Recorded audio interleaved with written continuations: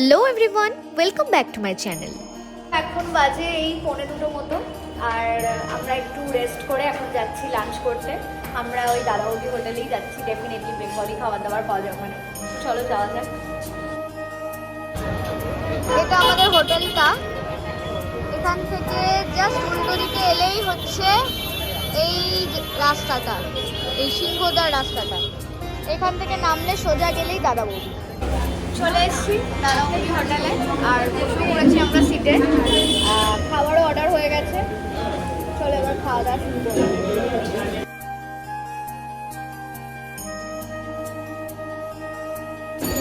আজকে দিয়েছে ধোকার ডালনা। ধোকার ডালনাটা অতটা আপ টু দ্য মার্ক নয়, অতটা ভালো লাগলো না, তবে শুক্তোটা খুব ভালো লেগেছে।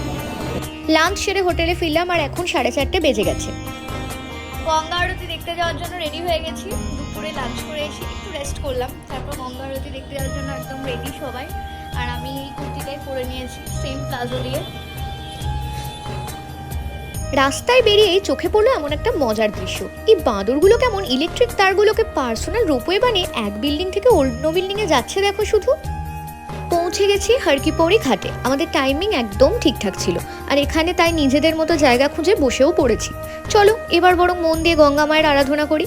গঙ্গা আরতি দেখতে দেখতে স্পিরিচুয়ালি মেন্টাল পিস খুঁজে পেতে চাইলে হরিদ্বারের এই গঙ্গা আরতি কিন্তু আদর্শ স্থান।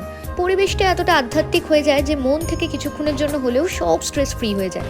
একটা আলাদাই পজিটিভিটি কাজ করে। আর এই পজিটিভিটির খোঁজে কত লাখ লাখ মানুষ এখানে ভিড় জমায় প্রতিদিন। এবার পুজোর পালা। ঘাট থেকে একটা পুজোর ডালা কিনলো মা। 80 টাকা পড়লো এটা। শালপাতার মধ্যে এমন ফুল দিয়ে আর ওপরে প্রদীপ সমেত এই ডালা। তবে এক একটা জায়গায় এক রকম চার্জ করে, তাই আমি বলবো একটু ঘুরে কোথায় ঠিকঠাক প্রাইস নিচ্ছে দেখেই কেনা ভালো।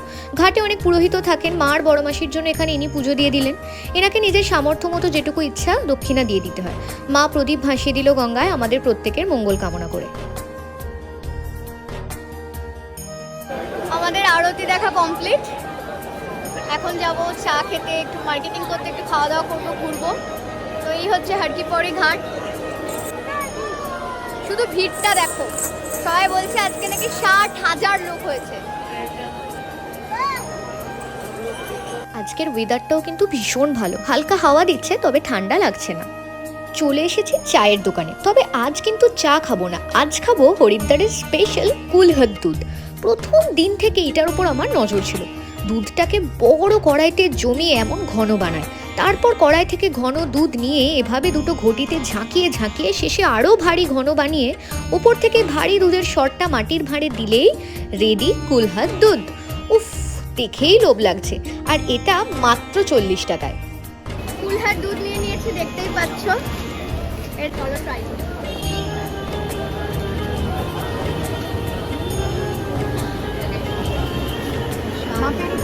দুর্দান্ত টেস্ট। হরিদ্বার এলে কিন্তু এটা টেস্ট করা মাস্ট গাইজ। খাওয়া দাওয়া শপিং সব ডান আজকের মতো। কালকে আবার বেরোতে হবে সকাল সকাল, ঋষিকেশ যাবো। চলো আজকের ব্লগটা এখানেই শেষ করছি। Good night everyone. Stay tuned for more updates and please hit the subscribe button to join the spiritual journey with me, and ভিডিওটা ভালো লাগলে কিন্তু একটা লাইক করে দিও।